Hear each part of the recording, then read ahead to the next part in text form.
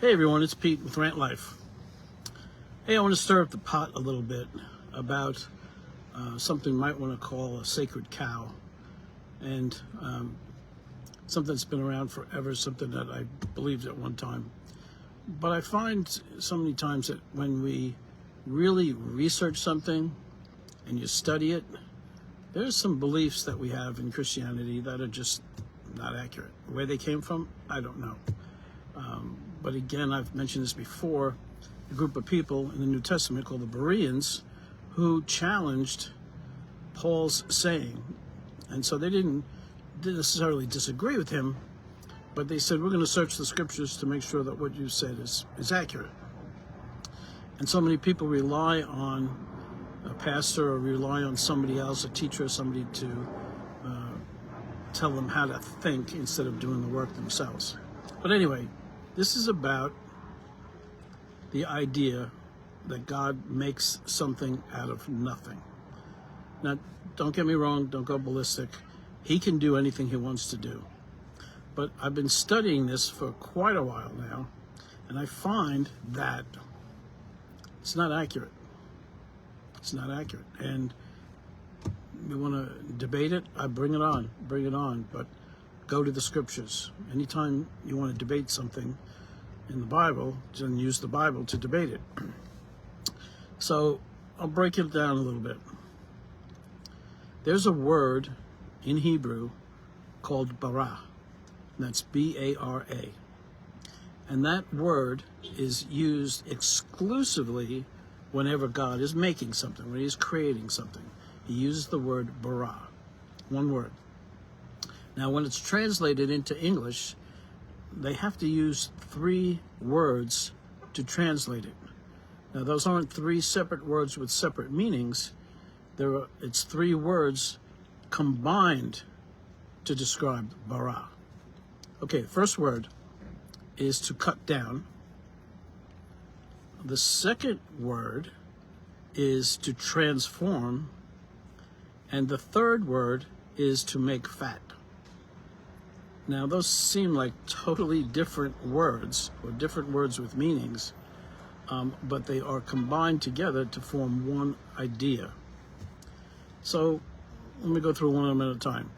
So the first one, to cut down, develops this idea of taking something and specifically is referring to an analogy of like taking a tree or a branch and cutting it down and taking a branch and turning it into an arrow, turning it into something different. Okay?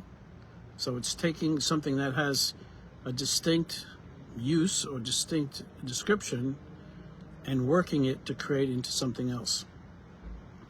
Now, the second word follows that in pattern, which is to transform.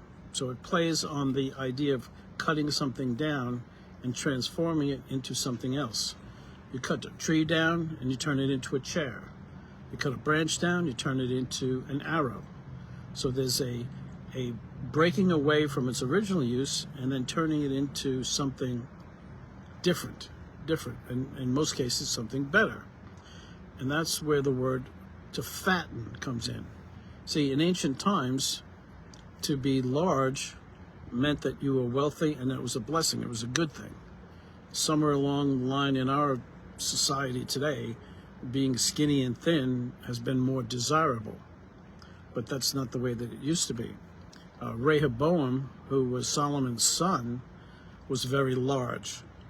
And when he talked about taxing the people, he said, something like my finger is going to be bigger than my waist. I mean, it was an ideal back then not to be thin, because thin meant that you were poor and didn't have a lot of money.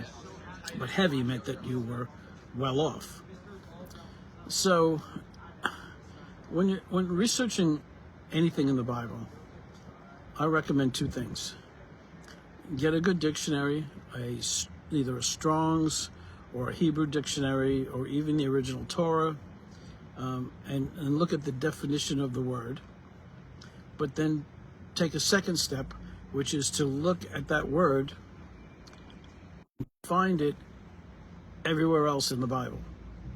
And what kind of context is it used elsewhere in the Bible? Now, let me go off on a tangent for 1 second.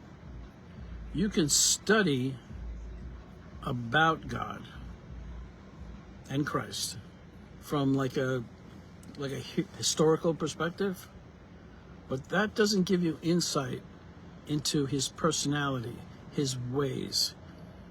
The Bible says that Israel was acquainted with his miracles. I'm paraphrasing, but they really weren't. They didn't know his ways. So this word bara, again, is only used and it's reserved for when God is changing something, creating something. Now, let's look at a couple of scriptures and see that this holds water. Because I don't find anywhere any descriptions or any verses where it looks like Jesus created something from absolutely nothing.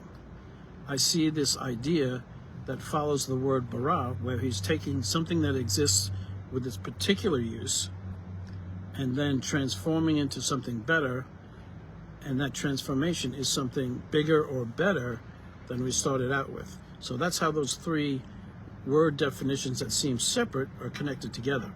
Okay, follow me? So let's take Jesus' first miracle, turn water into wine. Did he start with something? Yes, he started with water. What did he do? He transformed it into something better. There's that trait that Jesus had, and Jesus represented the Father. So if you've seen him, you've seen the Father. Okay, so we're good there. All right? It's the idea of taking something and turning it into something better. In the Psalms, when David says, "Create in me a clean heart," he's using the word bara. It's not that he doesn't have a heart, he just has a rebellious, disobedient heart. So he's pleading with the Lord to transform his heart from one type of heart into another. And so all across the New Testament scriptures, and even the Old Testament, when you look at Gideon, he doesn't start with nothing. He starts with a man who's weak and afraid. And he transforms him into someone who is bold and courageous. See, there's two aspects of God's personality.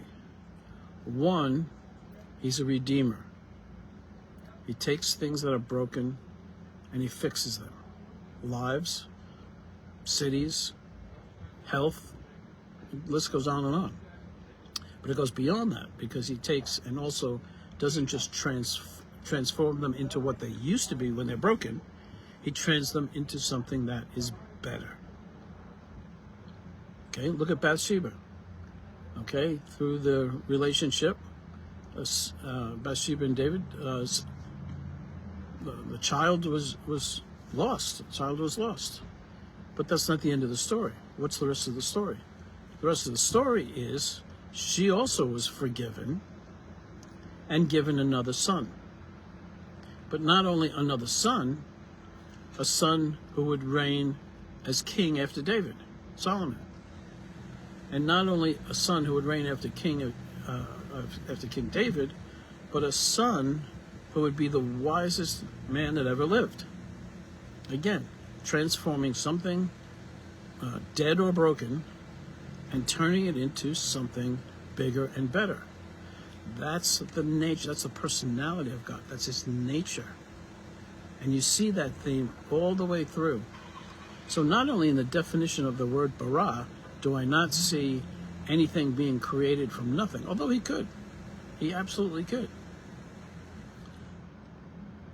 But I don't see that.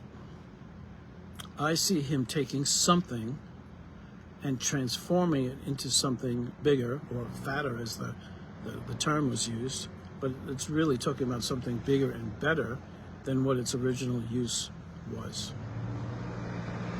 So if you happen to look through Scripture and you can find some place where God is creating something out of completely nothing, help me with that, because I don't see it. I don't see it as the water turning into wine. He could have started with empty pots. If that was part of his nature, he could have started with pots that were completely empty and did a miracle and have them full of wine. But he used water. So catch this.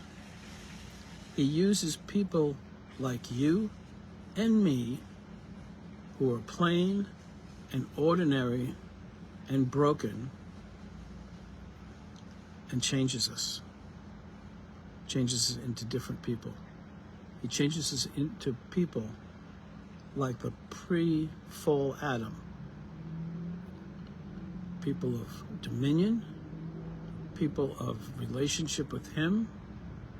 He transforms us back to what mankind was before the fall. I know that's a lot to chew on. Think about it. Meditate on it. Take a few minutes and just focus on it. Well, I welcome your feedback. God bless you. Have a great day.